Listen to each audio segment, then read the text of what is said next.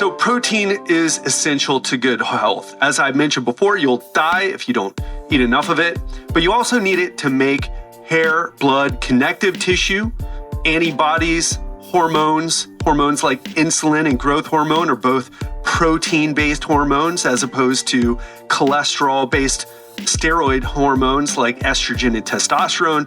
Most of your enzymes are protein and more. So how much protein should you eat to build muscle? Welcome to the Legendary Life Podcast, where it's all about taking control of your health, losing fat, transforming your body, and living the life you deserve with celebrity fitness trainer and longevity enthusiast, Ted Rice. Today, I'm back with a third installment on everything you need to know about building muscle in your 40s. So this is the third installment. I recommend that you go back and listen to the introduction where I talk about why you should care, because many of you may not care about building muscle. In fact, you're probably in the gym thinking, oh, I've got to burn some calories. However, that is not the way to get the best results from exercise or to live a long, healthy life. We talked about sarcopenia, the age-related loss of muscle. We talked about the different types of muscle that you have in your body and why that's relevant to what we went over in our second installment, which was lifting weights, and why resistance training is so important, how to do resistance training properly. And today we're going to tackle protein. So protein is the second most important thing that you need to take care of if you want to build and or maintain your muscle mass. So I could do, an entire several hour long presentation on protein, but I really want to give you the most important parts. In fact, that's what this multi-episode muscle building masterclass is really about. And of course, I've got a muscle building course. If you want, of course, you know where to check it out. I already told you it's on the website in the store. And I go into this quite a bit deeper. But let me tell you this, after lifting weights, protein is the second most important stimulus for muscle growth because, hey, you're already eating protein, right? In fact, you would be dead if you weren't. So that's how I know. If you don't eat protein, you die. However, you don't need a lot of it to survive. But we're going to get into how much you do need to thrive because that's what you're after, right? Nobody wants to just eke by and be mediocre. We want to live a legendary life, right? We want a legendary physique or at least a legendary workout, right? So after lifting weights, protein is the second most important stimulus for muscle growth. And a lot of people probably get that. You already know that, hey, your muscles are made out of protein. When you eat a steak, that is animal muscle. That's, cow muscle. So you understand that protein provides the amino acid building blocks so that you can actually have the raw material to build that new muscle with. But what you may not know is that there's also a trigger to stimulate what is called, in the sciencey exercise physiology world, muscle protein synthesis, the fancy term for muscle growth. So protein is essential to good health. As I mentioned before, you'll die if you don't eat enough of it, but you also need it to make hair, blood, connective tissue, antibodies, hormones like insulin and growth hormone are both protein-based hormones as opposed to cholesterol-based steroid hormones like estrogen and testosterone. Most of your enzymes are protein and more. So how much protein should you eat to build muscle? This is a question that is hotly debated in nutrition circles.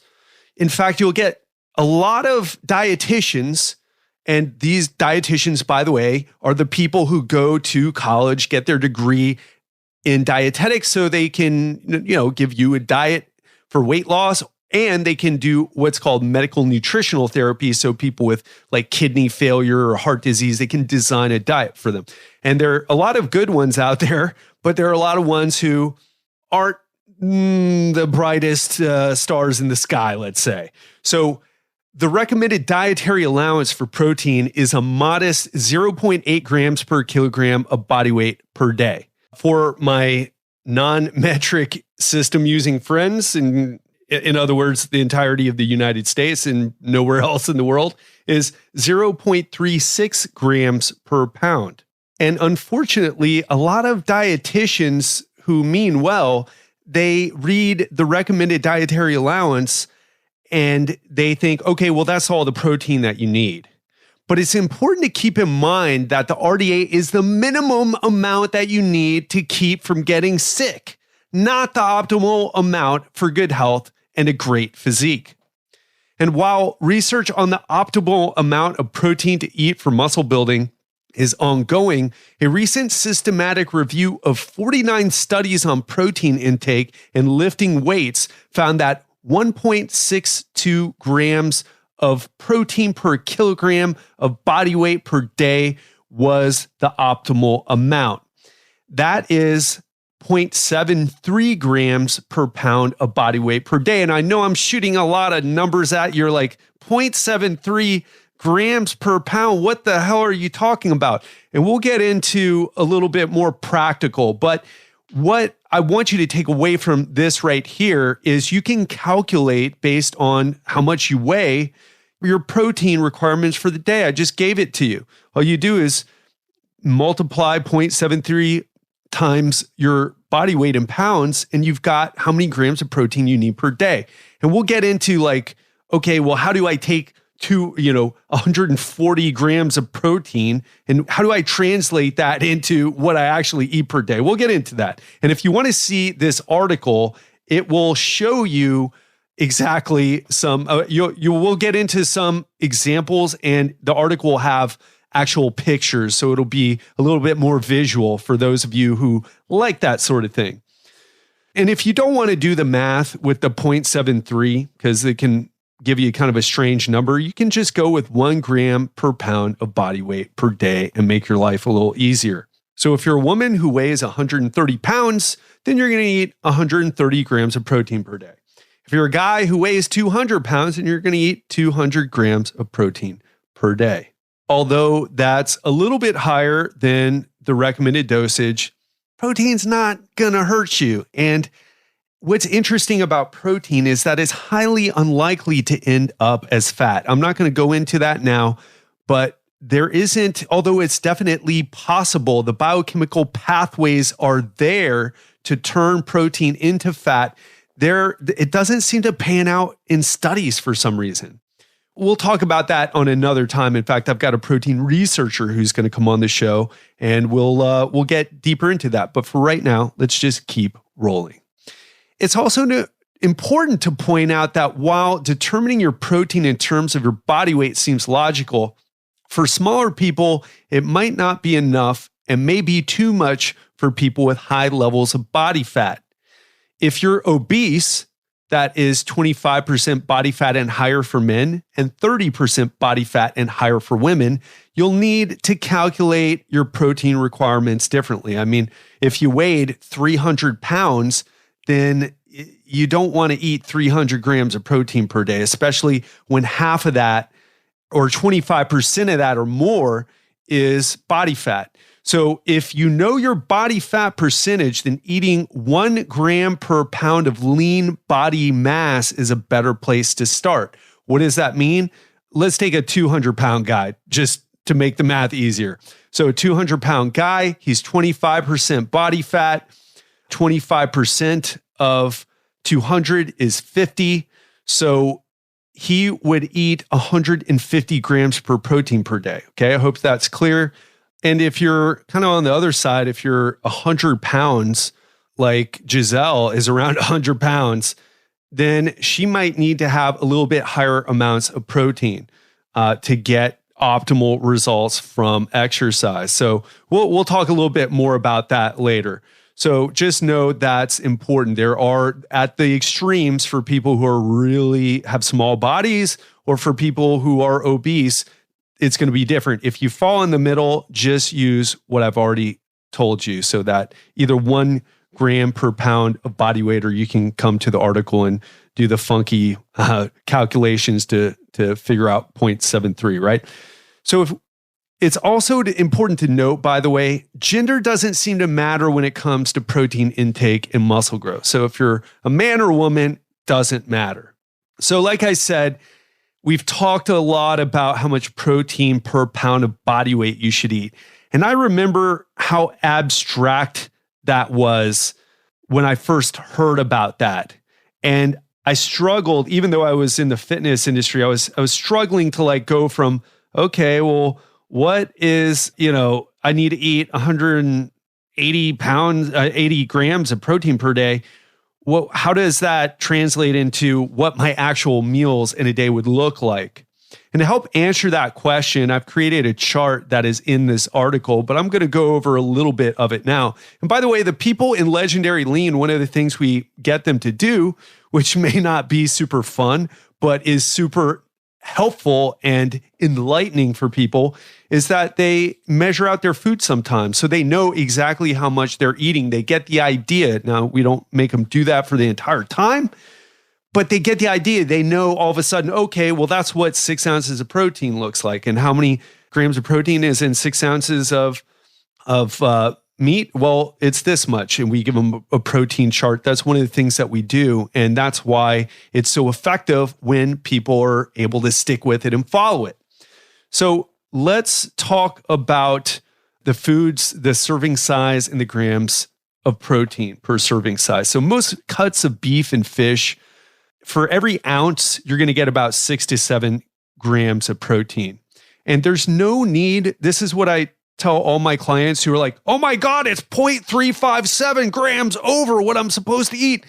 Look, this stuff isn't exact science, okay? It's not hard math. It's not like balancing your checkbook where you better not tell the IRS or, if you're doing the accounting for some business that, well, it's a little bit off, but whatever, right? There's some error in measurements. No, but with protein, with calories, with macronutrient measurements, there's always a little bit of error. So don't freak out about the minute details. Focus on the big picture and then pay attention to the results and adjust from there. That's a little pro tip for you.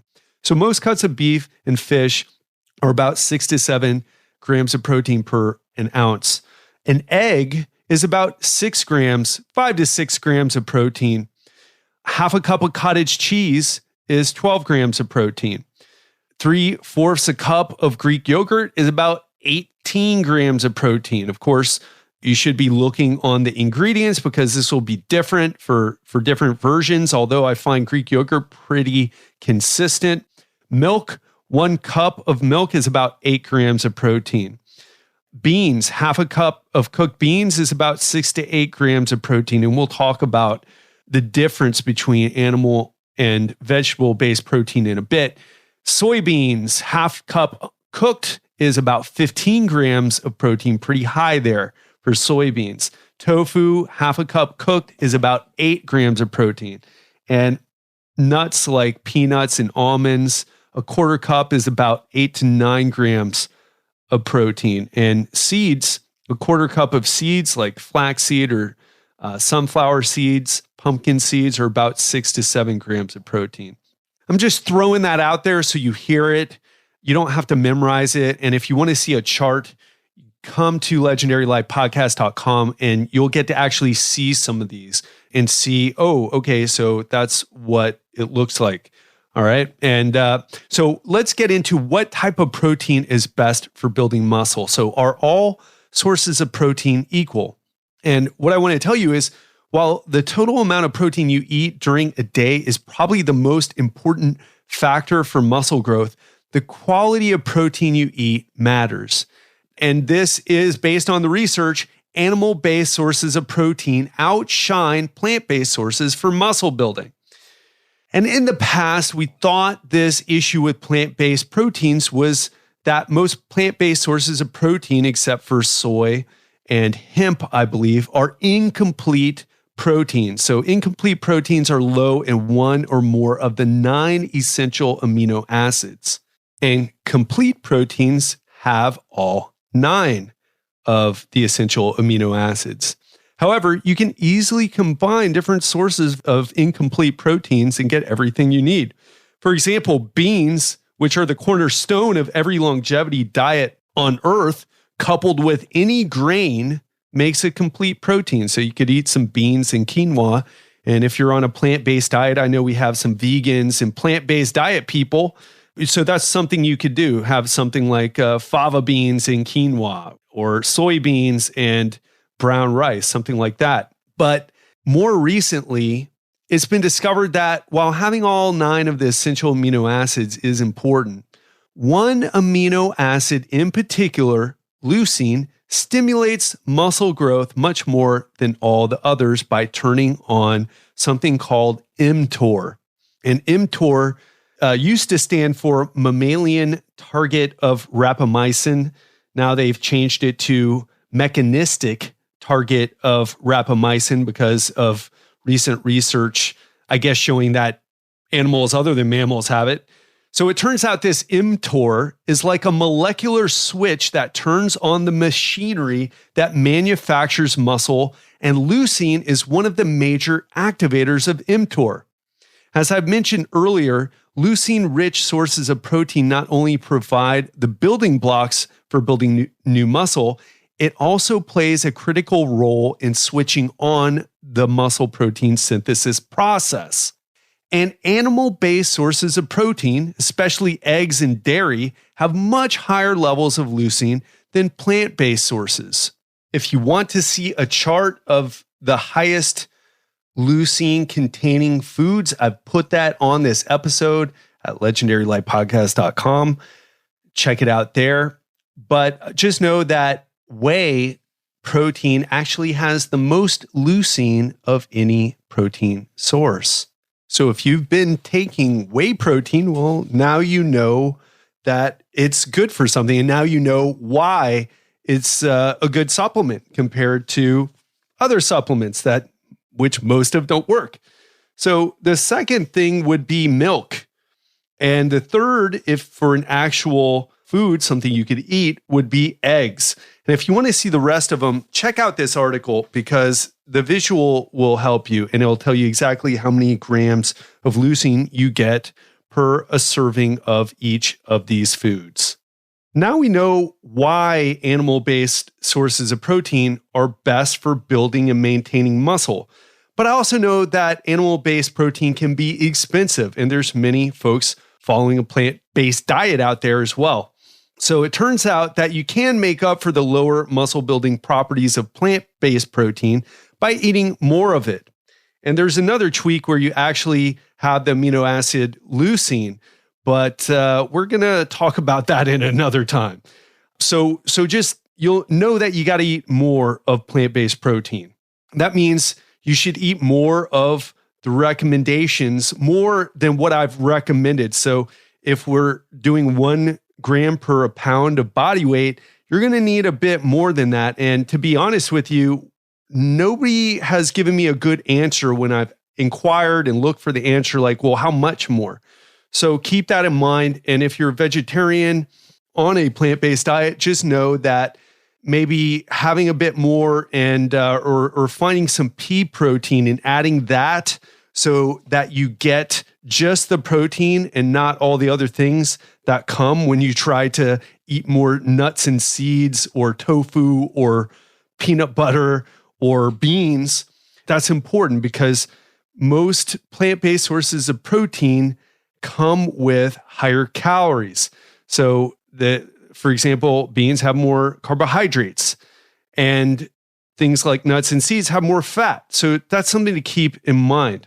I've also put up a picture on this idea in the article where it shows you how many calories you get per the same serving of protein. And I think it'll be kind of eye-opening for you. Just to give you an example, 3 ounces of lean beef are about 180 calories.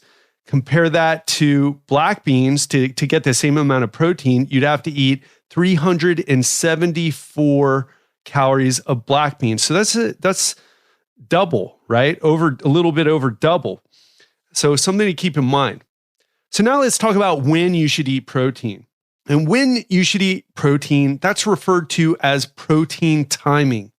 And while the timing isn't as critical as the total daily protein intake and the quality of the protein you eat, is something to consider if optimal results are your goal. So scientists have looked into the timing of protein and its effects on protein synthesis. In fact, Dr. Stuart Phillips from McMaster University, who is the protein researcher that I said I was going to have on the show, tested 3 different ways of taking 80 grams of protein in one day. So he tried 8 equally spaced doses of 10 grams, 4 doses of 20 grams, or 2 big doses of 40 grams of protein. And which one do you think panned out the best? You have your answer? Well, they found that the 4 doses of 20 grams of protein produced the best results for increasing protein synthesis. So you can eat all the protein you want, but unless you distribute it appropriately, you can still fall well below your body's needs for maximizing muscle growth. And this is a question that I've received a lot. Like, hey, Ted, I just want to eat 2 meals a day. Can I just put all the protein and just divide it up by 2? And the answer is yes, of course you can do that, but it's not optimal.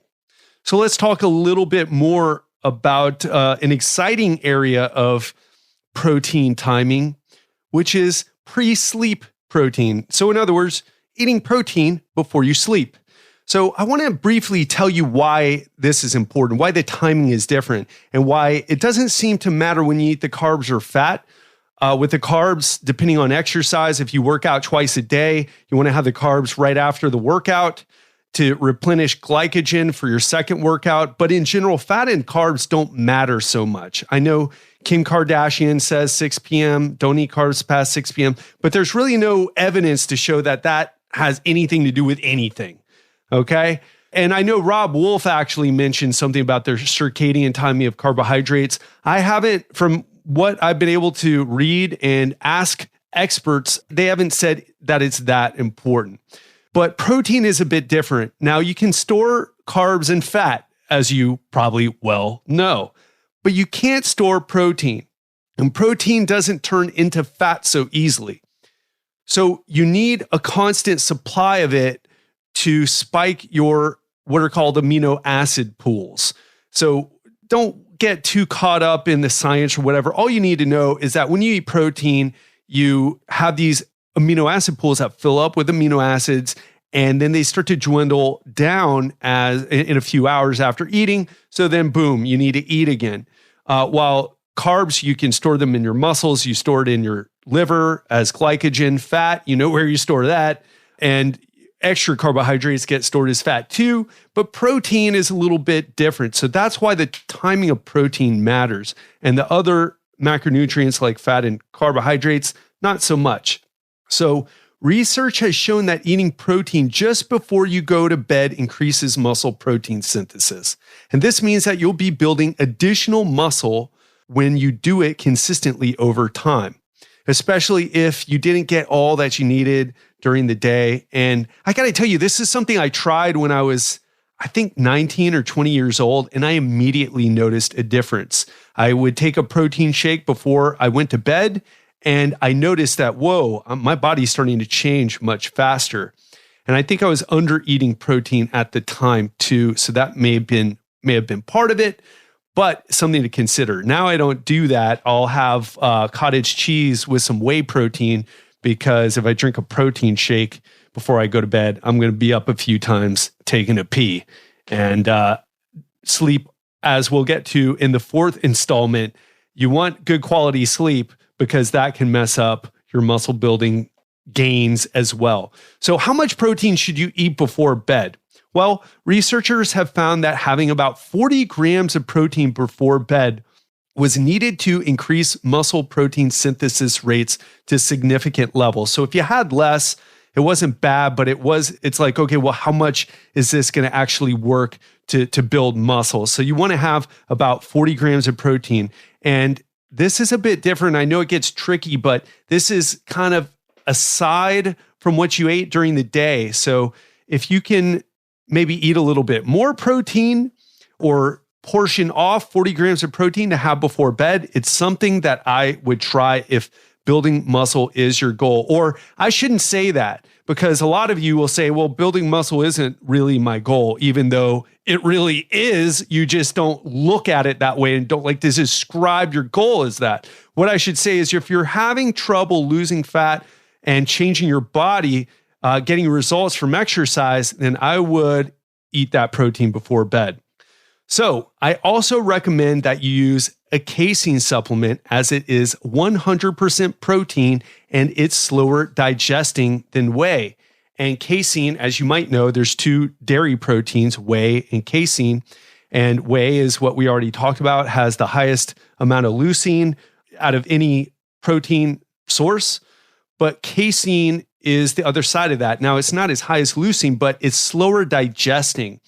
And the research has shown like that slower digesting protein that's really works well when you have it before bed. Again, you can add this into your cottage cheese or Greek or Icelandic yogurt. And I wouldn't have a shake if you got the same issue that I do, where if you drink right before you go to bed, you're going to be up a couple times. And we definitely don't want that. So that wraps up this episode. I know we've covered a lot, but the main takeaways here are: make sure you're eating enough protein. How much protein? Shoot for 1 gram per pound of body weight. If you're overweight or obese, you're going to have to change that. You're going to have to go for about 1 gram per pound of lean body mass. So you're going to need to know your body fat percentage. And if you're really small, if you're like a 98-pound person, then you're going to probably have to eat a bit more, and maybe around, make sure you have that 40 grams of protein before you go to bed. So, I would have maybe 120 grams of protein if you're on the small side, just FYI. So we talked about how the quality of protein matters. Animal-based protein, hands down. So there's no argument with this. So don't let anybody tell you differently. If they want to argue that maybe it's not as healthy or has more saturated fat, blah, blah, blah. Okay, but those are different arguments. We're talking here about protein and its effect on muscle building. And I'm not saying to eat beef all the time either. There's plenty of different options that you can have, and you should vary your protein sources. But it's hands down more effective for building muscle than vegetable protein. However, like I said, you can just eat more vegetable protein, but that usually comes at a caloric cost. You get more calories, you get more carbs if you eat beans, or more fat if you eat nuts and seeds. So you're going to need to factor that in to what you do. We also talked about the timing of protein and how you don't store protein the same way that you store carbs and fat. And that a research study showed that when people ate 80 grams of protein and they divided it up into 8 servings of 10 grams, or 2 servings of 40 grams, or 4 servings of 20 grams, that the 4 servings of 20 grams of protein were superior for muscle protein synthesis. We also talked about pre-sleep protein and how if you're not getting the results that you want, if you don't feel like you're getting the results from your hard workouts in the gym, that is something that I would try. And even if you're doing it for fat loss, I would recommend that as well. Protein just has this really amazing effect on your body, on your ability to transform your body. That's all I've got. Stay tuned for the next episode, the final installment on everything you need to know about building muscle in your 40s. Tune in on Friday. Have a great one and speak to you then. Hey there, Ted Rice here again. And I want to know something. If I invited you to work with me to uncover your personalized blueprint to get your health and fitness under control once and for all, and just to be clear, I'm talking about long-term consistent results that are easier than any program you've ever done before, no struggles or stress or restrictive diets or even extreme workouts. Would you take me up on that offer? This is the same guidance I've used to help busy CEOs, other executives, and even celebrities, including Richard Branson and Robert Downey Jr., to stay in great shape while still having a life. To learn more, what I want you to do is go to legendarylifepodcast.com/apply and schedule a call with me today. And just a PS, this offer has limited spots available. We're talking about 12 committed people max. So if you want to know more, go to legendarylifepodcast.com/apply and schedule a call with me today. Hope you're having a great one and talk to you soon.